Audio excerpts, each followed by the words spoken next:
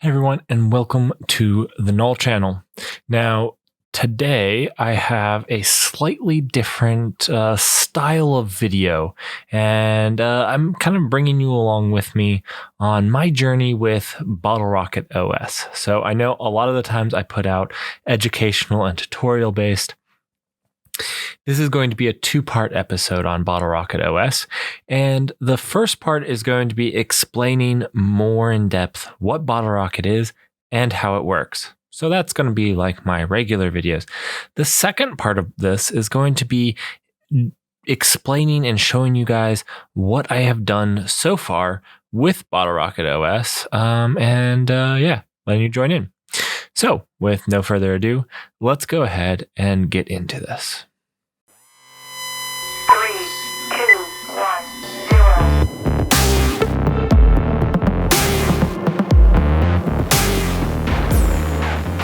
The Null channel. Bottlerocket OS is a new operating system. Well, it's a Linux-based operating system, so it's not like a new kernel or anything. Released by Amazon a couple of weeks ago, and they open sourced it, which was really cool. And it is designed to run containers. So think CoreOS or Talos OS. And in fact, in probably another video, I'm going to compare how all those OSs are the same and how they differ. I might even throw in Clear Linux, but Clear Linux is slightly different, or slightly more different. But anyhow, all of these are designed to run containers, and more specifically Kubernetes. And so that's kind of what it is. What we in the industry have learned is that the standard way of supporting Kubernetes with your standard Linux server isn't the most optimal way of supporting Kubernetes in general.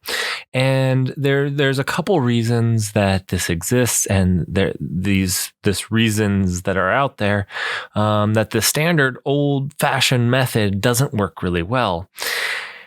And because of that, Bottlerocket tries to solve some of these problems. So if you look here at the Bottlerocket repository, so it's bottlerocket-os/bottlerocket, you're going to see just what is the kind of the sales pitch, what I'm going to call the 2-paragraph sales pitch for Bottlerocket.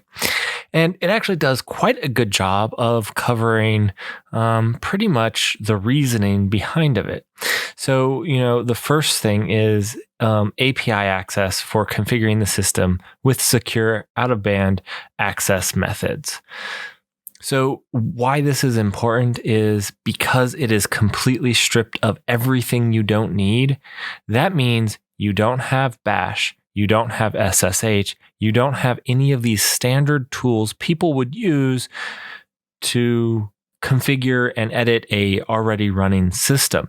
So there needed to be a way for you to get to this. And so that is brought with this secure out-of-bands API access. The other thing is updates. So one of the problems with Kubernetes is it's hard to update. I don't know if you have tried, but Kubernetes itself is a microservice architecture, and because of that, there's a lot of moving parts. And if you try to update it the kind of the standard old-fashioned way, where you update the Kubernetes and then you update all the different parts of Kubernetes, the kubelet and the thing, the kubelet, the API server, the kube controller, all of those things need to be updated, and it takes time to iterate through them, and this can cause cluster downtime. It's actually a ton of maintenance work, and you get into this problem of configuration drift. Let's say you accidentally did something or purposely did something to one, and now it's not quite in the same state as all the others. Maybe you partially updated it, and so now your update isn't going to run as smoothly because one of your servers started from a different point. So how Bottlerocket OS solves this is with partition flips. So basically there's an A and B partition. I don't know that they're named A and B, but 1 and 2, I'm just using A and B. Anyways, there's an A and B partition. Let's say A is the current partition running. When you have an update, the update is going to be downloaded into partition B. And this update is actually a full kernel OS. It's everything. And when you're ready to update, when everything is ready for you, so you've updated the Kubernetes config files and manifests, you'll hit the update button and your Bottlerocket OS will power down and reboot into the B partition. Now, at this point, it is super fast. That's all you had to do. It's just a reboot into a new partition. This means almost no downtime, because these type of reboots on a system that doesn't have a UI are very, very fast. So these partition flip updates are very fast, but they also bring another thing. Let's say you boot into that new partition and it fails, because you know that's going to happen. It's going to happen. So it fails. You can flip it back into the old partition that was running. So not only does it give you a one partition failback, it gives you fast updates. Very, very cool. One of the best things I love about this, and solves a lot of real problems. The other two things kind of come around the above. So you have the modeled configuration, and this is how they automatically migrate through updates. So basically, you don't want your configuration to get wiped during an update, and that's how they do that. So they give you a way to persist some of that type of data through a partition flip. And then security, as I have always said, and I guess I need to make a shirt out of, there's layers of security. So what this is almost every single one of these has a security aspect. So the API access, the partition flip updates, and the modeled configuration, all of these things bring with it layers of security on top of it. The same with no SSH server, or just having what you need to run a container. There is nothing else. There's nothing else to have a vulnerability with, because all you have is what you need to run a container. So again, there's not one topic on security, not one thing they do. It's all of the things, all of the layers that they provide to make a more secure container runtime OS, container runtime OS. All right, so that is Bottlerocket in a nutshell. Now let's explore the ecosystem a little bit. Now, this is the main repository here. This is the one you're going to want to pull first if you're interested. But this isn't the only one. So down here, you'll also know we're going to talk about these access methods. But before we do, let's just check out the Bottlerocket OS team repository. So here you're going to see that this is Bottlerocket. That's what we're talking about. And then there are 4 other things that could be interesting to you. This is the Bottlerocket SDK. Now, you don't have to worry about the SDK, because Bottlerocket itself builds in a Docker container that pulls in all of the requirements. So when you go to build, there's actually only 3 things that you have to install. You have to install Cargo, or you have to install Rust, because it's all done in Rust. You have to install cargo make and cargo deny. That's it. And cargo make and cargo deny are all cargo packages, so you can install them quickly and easily using cargo. So if it is one of the cleanest builds with the fewest amount of dependencies, because it's all based off of containers. And that's fantastic. So the next thing here is the Bottlerocket update operator. This is a Kubernetes operator, and it runs in Kubernetes and allows you to update your images in a Kubernetes-centric way. I haven't actually investigated it too much, so we're not going to talk too much about it, but it looks very straightforward, and it really doesn't look like it's that big of a deal. I'm sure that in the future, we will work at updating it to our variant of Bottlerocket. Then you have 2 other projects, is the Bottlerocket admin container and the Bottlerocket control container. And these are the containers that provide out-of-bound access to your Kubernetes cluster, or to your nodes, not to your cluster, but to your Kubernetes nodes running with the Bottlerocket OS. All right, so let's look at Bottlerocket itself. Now, we know that there's these containers that for the admin and control container, and we'll look and see how they make an effect. Now, I want to stop right here and say I didn't get as far as I would have liked to. My goal when I set out to do this was to build a Kubernetes cluster based on Bottlerocket on KVM. Actually, a stretch goal of mine was to build it for ARch64 and try to deploy it on a Raspberry Pi. I had no idea if that was going to work. So far, that hasn't worked. But I do plan on bringing Raspberry Pi to Bottlerocket because it actually makes sense, because Raspberry Pi, one of the problems with it is it's so resource constrained, and having such a stripped down OS would be fantastic. But we'll see. We'll see how that goes.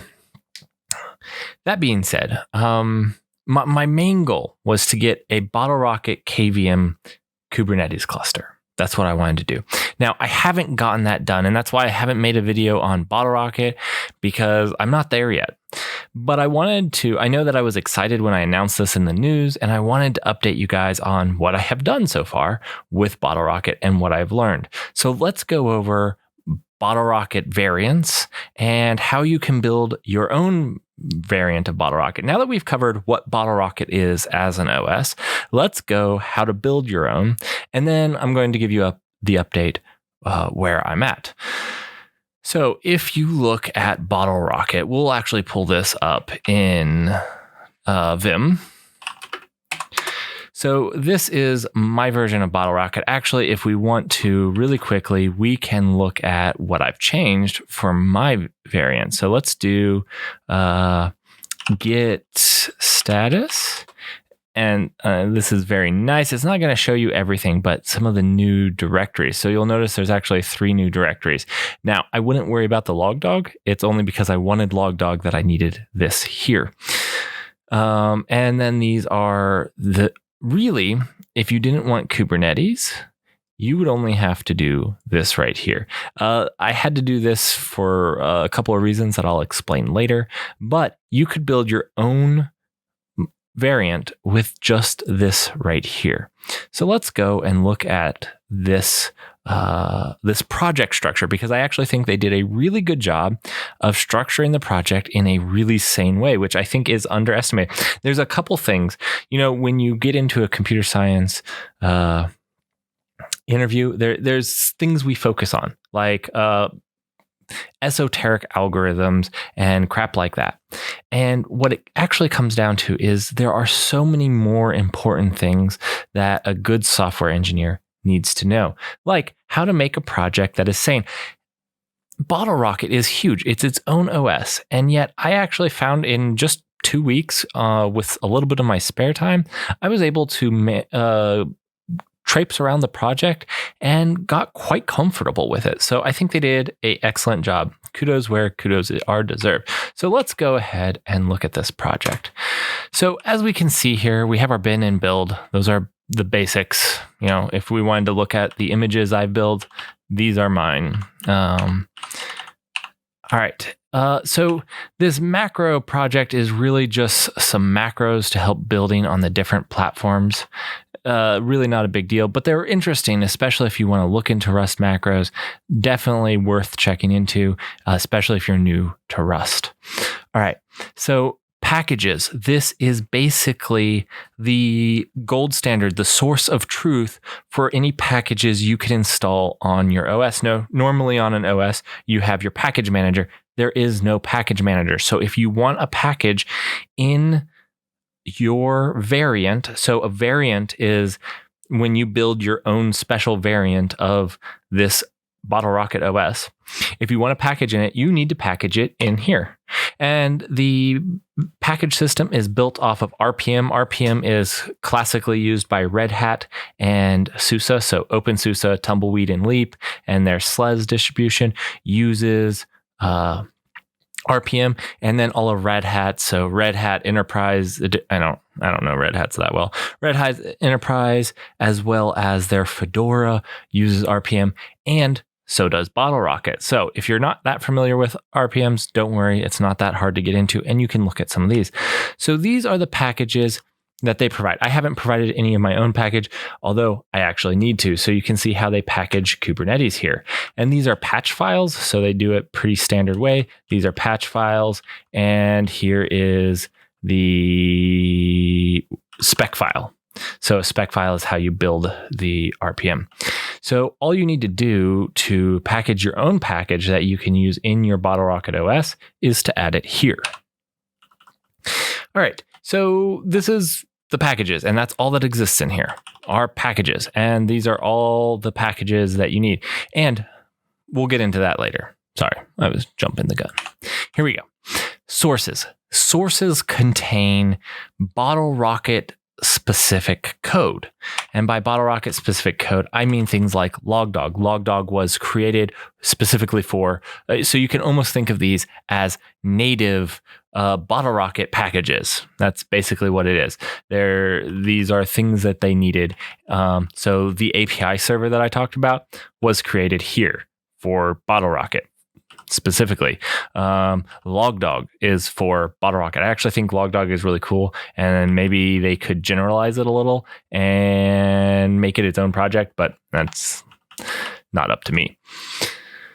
All right, so these are everything under sources is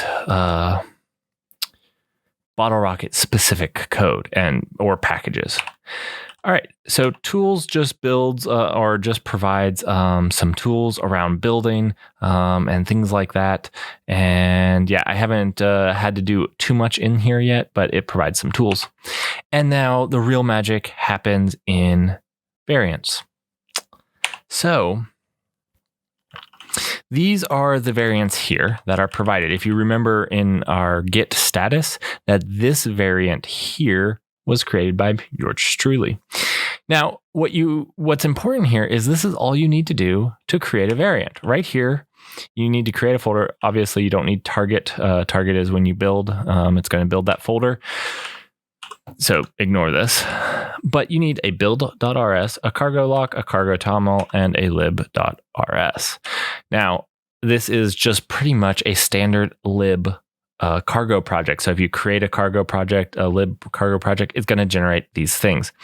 This is very standard. It can be updated, but I'm just using the boilerplate. You don't need anything more than this here. As far as the toml goes, this is where the magic happens. So they actually made a cargo macro for building it. So basically, this include packages is your package manager. So apt or zipper or yum, whichever one you use, this is your package manager. This is the packages that are going to be installed. And best yet, it installs their dependencies. So if CNI calls for contract tools, because it does, it's going to install those as well. So you don't have to call out. It works just as well as a standard package manager. Well, I don't know that just as well because I don't know. It doesn't need a lot of tools like a CLI tool at all.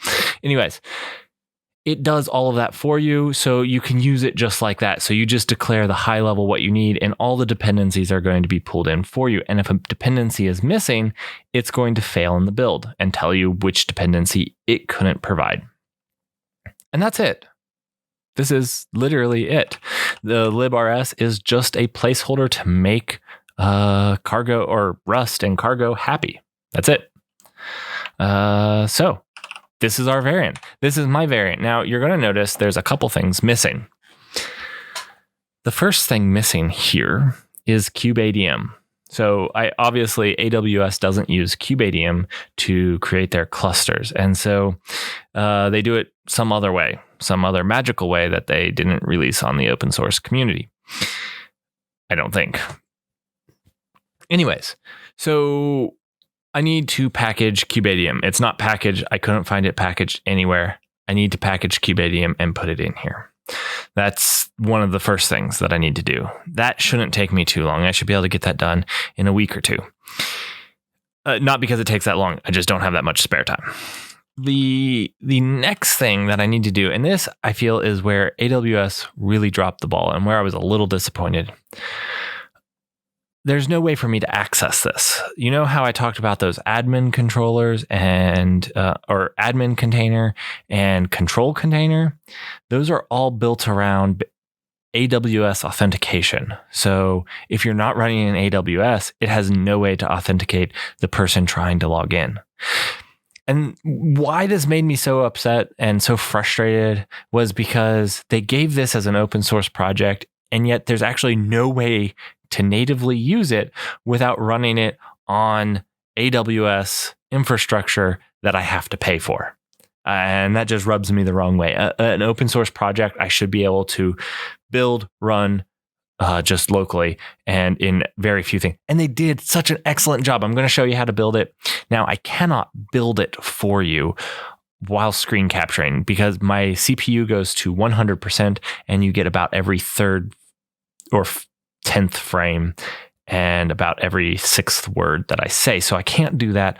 But I will show you how to build. And they did such a good job. Some open source projects, you have to have like a rocket science degree to actually build it.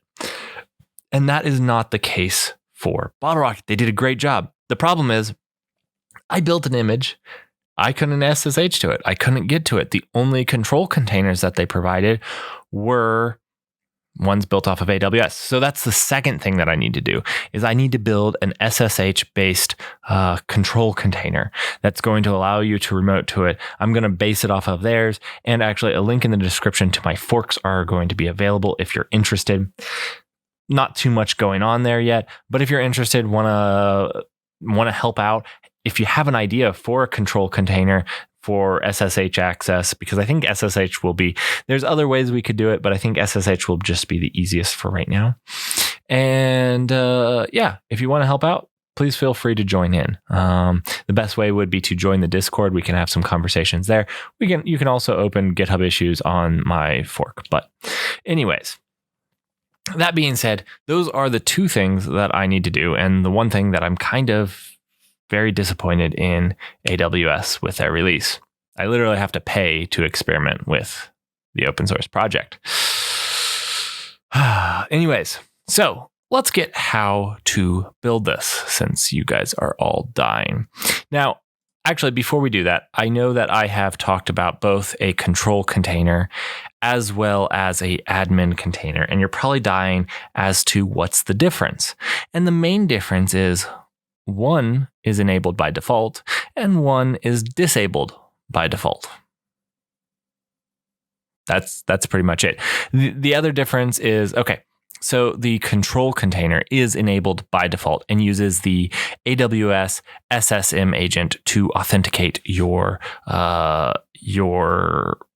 session, and who can go in there and you can use AWS SSM session manager, start a session, and log in to one of these nodes.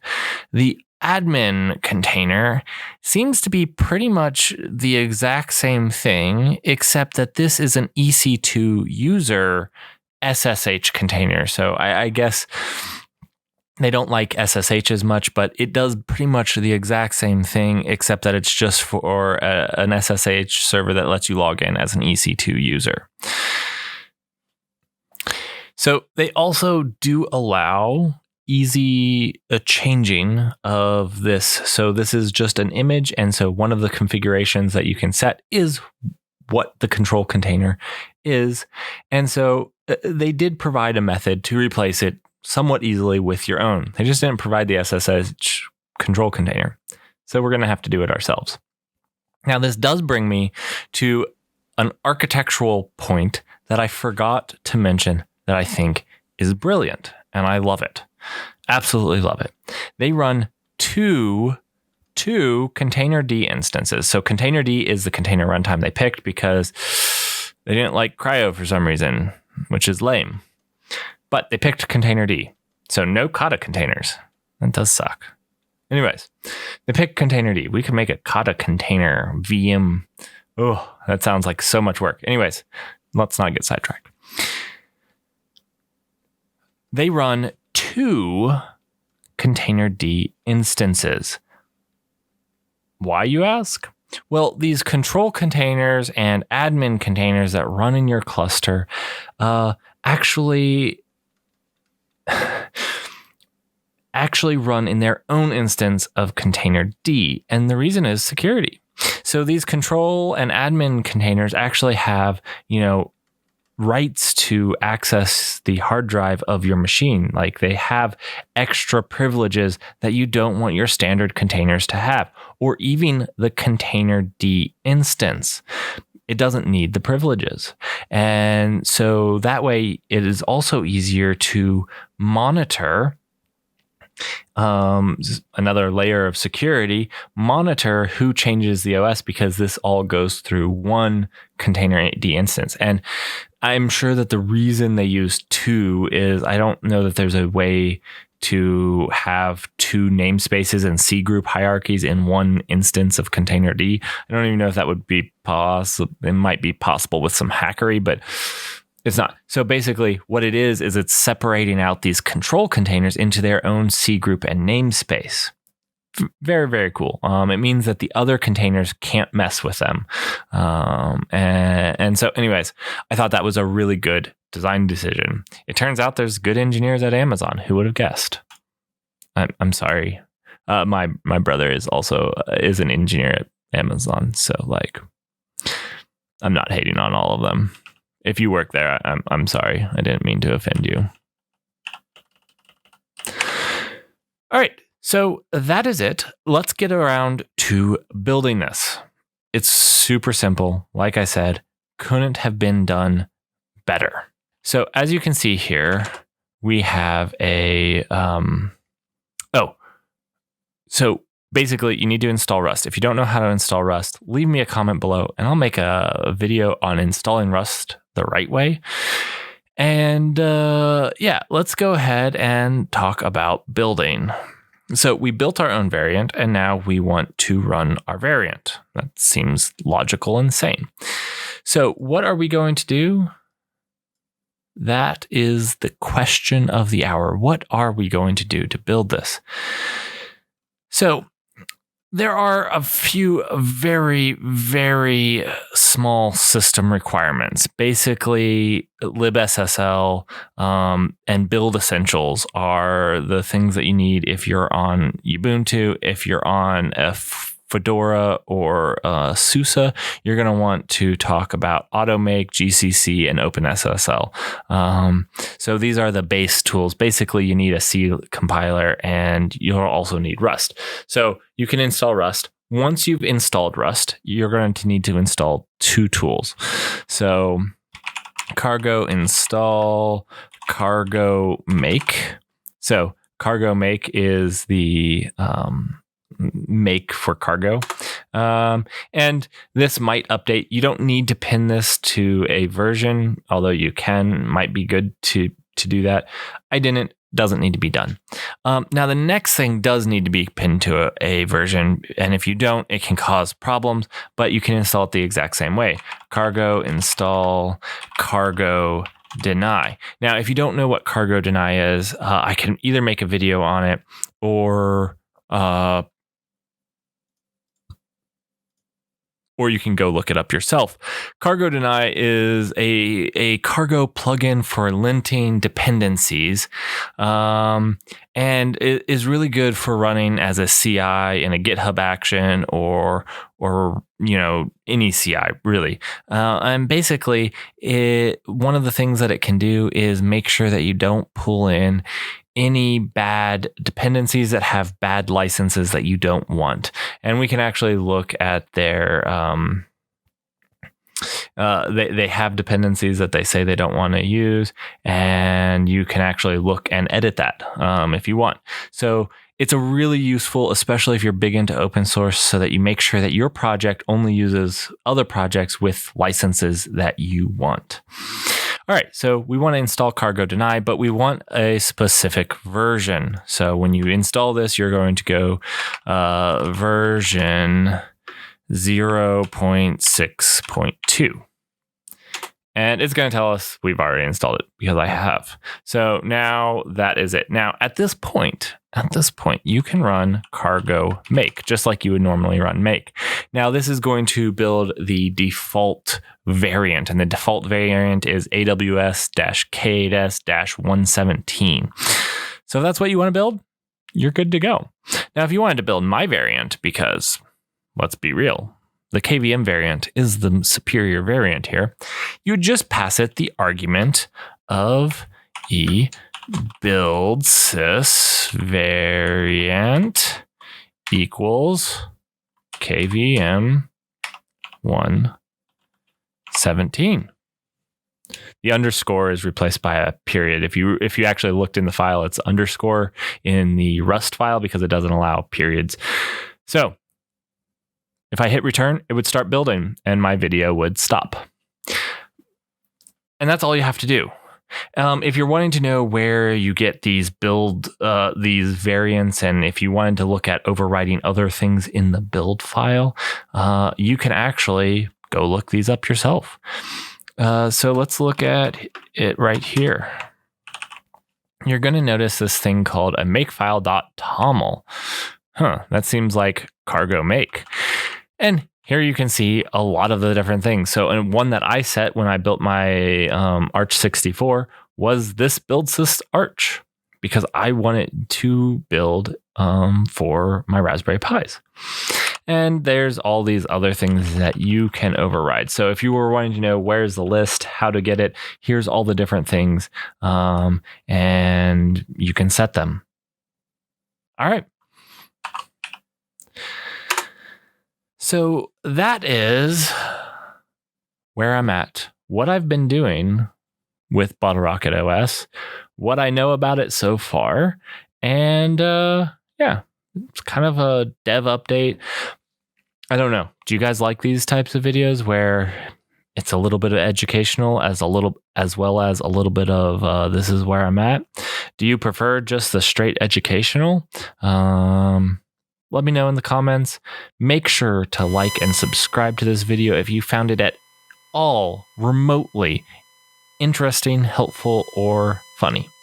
If you did not like this video, go ahead and subscribe to these videos, stick around, and see if they get any better for science.